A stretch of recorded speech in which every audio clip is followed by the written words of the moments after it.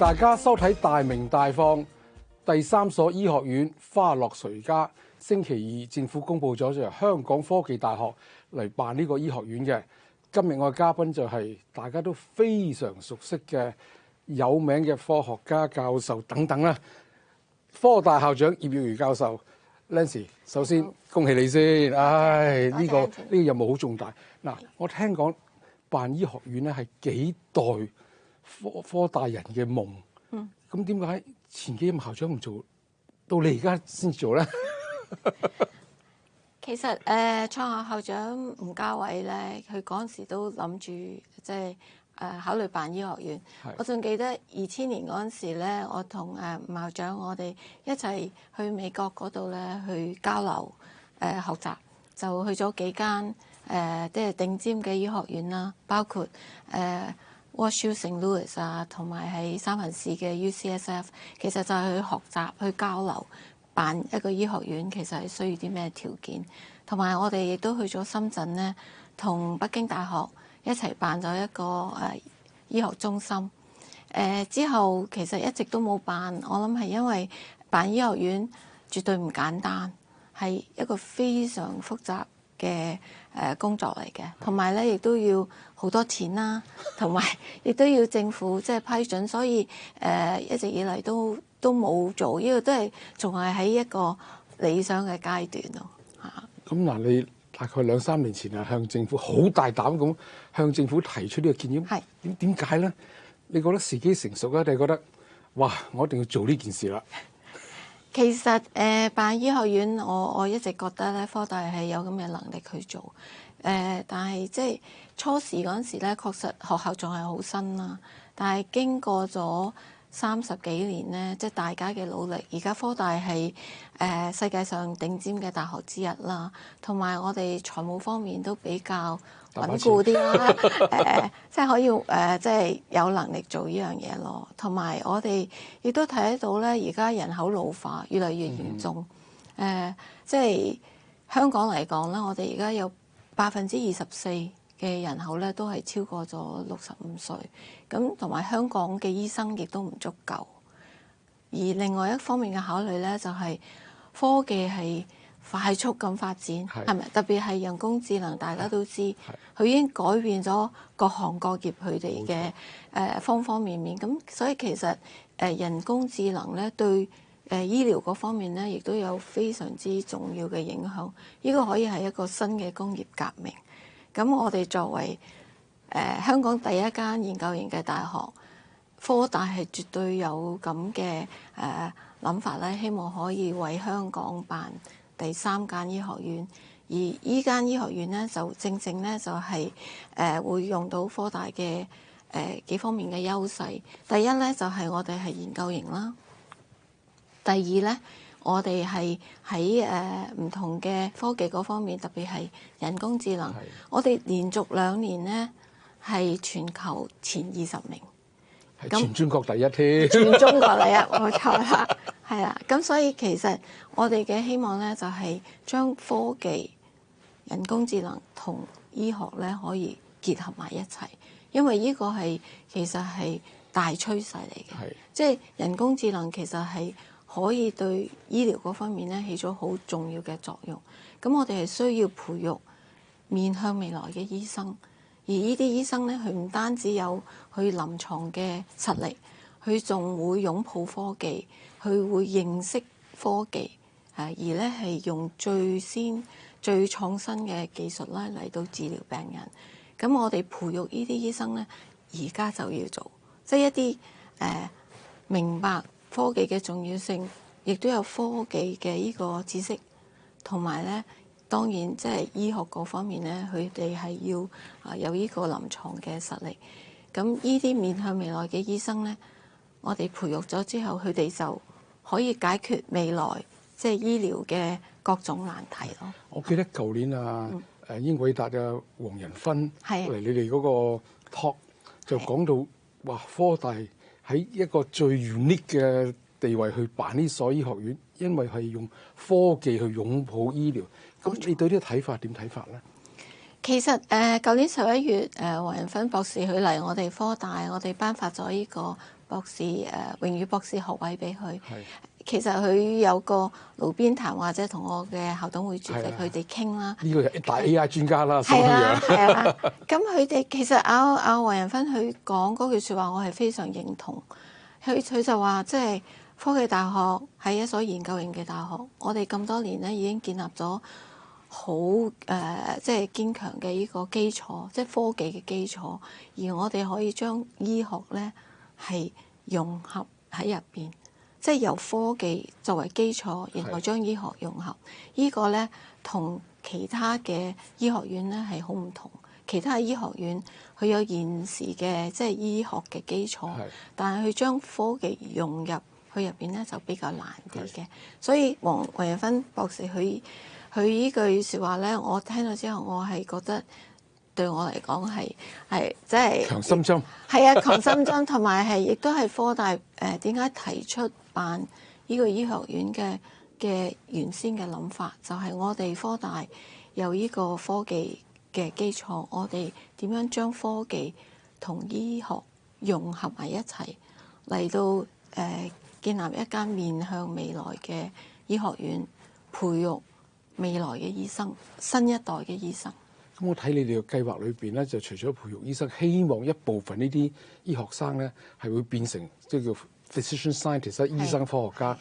咁呢方面你覺得大概有幾多人即係真係做完醫生啦，即係考咗牌啦，會肯行入呢橛咧？其實咧，我哋即係辦醫學院，即係學生佢哋嘅興趣咧，我哋係真係會支持佢哋嘅興趣。即係我諗有一部分嘅學生咧，佢哋可能係想有興趣做科學家，但係呢一部分嘅學生咧，可能唔會係太多。即係我睇唔同嘅醫學院咧，其實佢哋大多數都係5至10%嘅學生咧，佢哋會成為呢個科學家。但係亦都有一啲學生可能佢想創業，因為呢啲其實對科大嚟講咧，亦都係我哋好注重，即係創校以嚟，我哋對創新創業都非常支持。所以到而家30幾年之後，我哋已經培育咗超過1900間嘅活躍嘅初創公司，亦都有10間獨角獸，好勁啊！係啊，咁包括大疆都係我哋學校嘅學生創辦，所以其實對呢方面咧，我哋係好有信心。我哋未來嘅醫學院，我哋會培育唔同嘅醫學嘅人才。當然即係絕大部分佢哋都係做翻醫生啦。亦都有一部分佢哋係會做科學家啦，甚至有一部分咧佢可能創業。咁呢樣其實對香港整體嘅生態環境係非常之好嘅。咁嗱，你哋嘅收生就係要 second degree 啦，即係讀第一個第二學位。咁同而家呢兩間醫學院點樣一齊可以係為香港嘅醫療體系做多啲嘢咧，或者合作啊，培養多啲醫生啊，定係唔同嘅醫生所謂錯位發展啊等等咧？係其實而家香港已經有2間非常之喺國際上非常之出名、非常優秀嘅醫學院。我哋第3間醫學院，我哋希望同佢哋係錯位發展，同埋大家有呢個協同效應。其實佢哋有佢哋非常之優秀、做得非常之好嘅領域，而科大希望可以同佢哋優勢互補，大家一齊去推動香港成為一個國際醫療創新樞紐。咁我哋即係提出咧，就係辦4年制第2學位嘅醫學院。我哋希望可以吸引到一啲學生咧，佢係對科技同埋醫學融合呢個 idea 咧係好感興趣，同埋我哋希望我哋即係入我哋醫學院讀書嘅學生咧，佢哋即係對病人係以病人為中心，有同理心，亦都咧係對呢個跨學科嘅學習咧係非常有興趣。即係呢啲係新一代嘅醫生嘅條件。咁我哋希望科大喺呢方面咧，我哋可以同現時嗰2間醫學院咧，大家一齊去合作。我哋仲有好多嘢要同佢哋學習，因為我哋係啱啱起步啱出世，啱啱出世，係啊，咁佢哋其實係非常支持係我哋做呢樣嘢。咁我哋希望即係而家政府已經即係通過咗喺科大去興辦第3間醫學院，我哋一定要向佢哋學習，同埋咧係睇下大家錯位發展嗰方面點樣做得更加好。Nancy 傾到呢度先，係休息翻嚟繼續傾落去。好。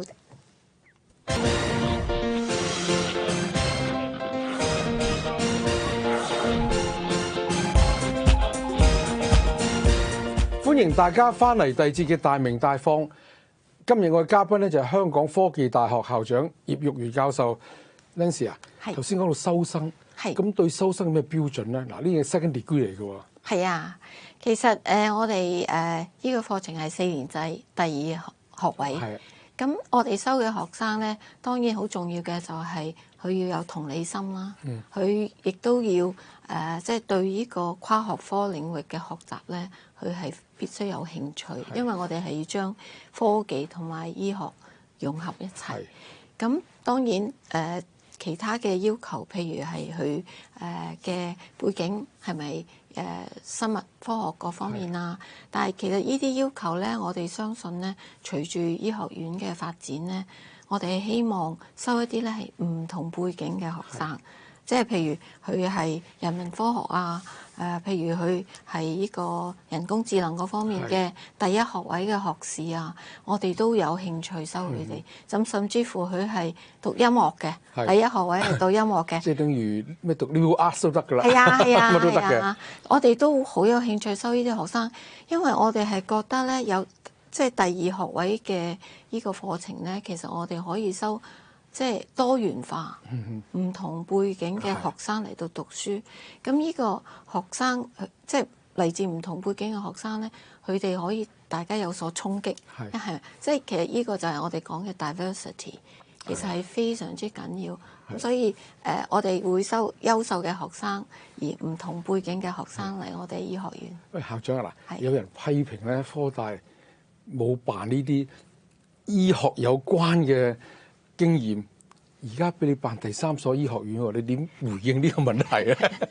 其實科大即係喺1991年創立，我哋係香港第1間研究型嘅大學，我哋係由零開始。係。咁辦醫學院，我哋由零開始，我哋要做嘅咧就係要努力去取經啦，去學習。咁我哋其實一開始咧就係喺本地，即係同一啲對醫學教育好有經驗嘅醫生咧，同佢哋一齊交流啊、學習，同埋我哋亦都有唔同嘅委員會，即係譬如籌備委員會啦，又譬如呢個醫學教育課程委員會啦，仲有就係我哋嘅校董會有呢個諮詢委員會，亦都係每一個委員會咧嘅委員都係非常之資深嘅醫生啦，同埋即係對呢個醫學院非常之有心、想有貢獻嘅人。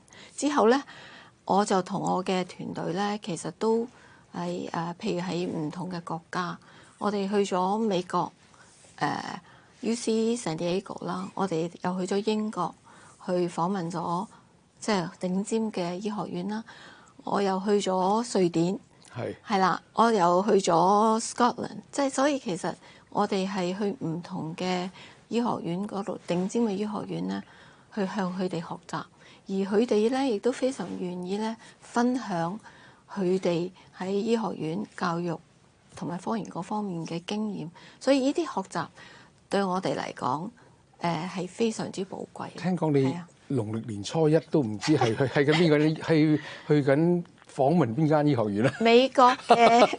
美國嘅 UC San Diego，哇！你真係馬不停蹄喎！我哋其實好多時呢啲出外嘅訪問咧，都係放假嗰陣時去，因為平時大家都忙。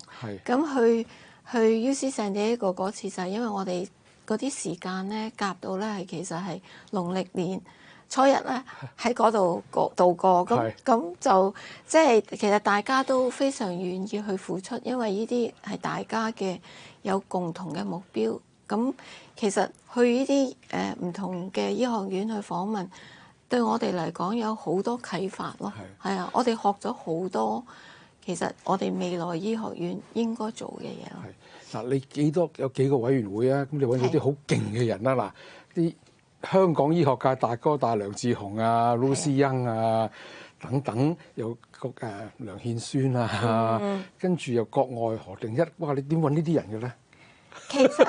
其實佢哋對香港即係有機會辦第3所醫學院咧，佢哋係好支持。尤其係我哋個策略定位咧，一開始就好清晰。我哋係要將科技同醫學融合埋一齊嚟到培育新一代嘅醫學人才。咁佢哋係好認同呢個方向，因為呢個就係未來。即係我哋點樣可以解決未來嘅醫療嘅難題咧？我哋係需要培育新一代嘅醫學人才嚟到做，所以其實大家好樂意去參與呢啲委員會，去幫助科大，就係因為佢哋好認同我哋科大呢個策略定位，點樣同現有嗰2間醫學院錯位發展。佢哋即係聽咗我哋嘅介紹之後咧，大家都非常之樂意幫科大去希望可以做到呢件事。都有少少原因，因為你又係大科學家，你個校董會主席又係大科學家，有個好強嘅 network 啦。我諗大家都對科大承辦呢個新嘅醫學院係有信心，因為我哋科大其實雖然年輕，今年係34年嘅歷史，但係我哋進步得都好快，係咯，喺國際上嘅聲譽都好好。我哋而家國際上係第44位，係啊。咁院長就應該好重要。咁喺你心目中呢個醫學院院長係咩嘅人係最適合咧？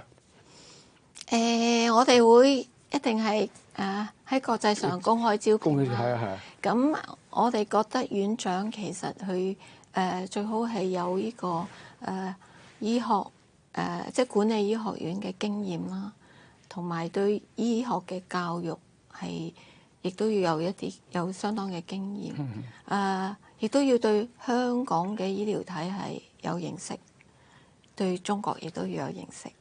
呢度係我哋初步嘅諗法，但係當然我哋係要全球招聘去揾最優秀嘅人才。咁即係你好 open mind 嘅，即係其實冇所謂嘅，總之最啱嗰個就得㗎啦。係啊，因為呢個院長會係我哋醫學院嘅 founding dean，係好緊要咯。咁同一時間我哋亦都要去全球招聘臨床醫生。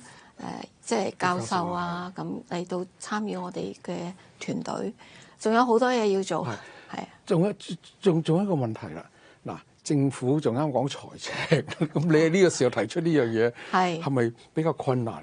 咁同埋你自己先攞20億出嚟起呢個醫學大樓，哇，好多錢喎！搞唔搞得掂㗎？一定搞得掂，我哋有信心嘅。咁其實咧，科大係絕對有呢個能力咧，去幫政府咧分擔呢個支出，因為確實辦醫學院係需要好多錢嚇。但係我哋科大有咁嘅能力，同埋我哋亦都覺得咧，我哋嘅定位即係科技同醫學嘅融合咧。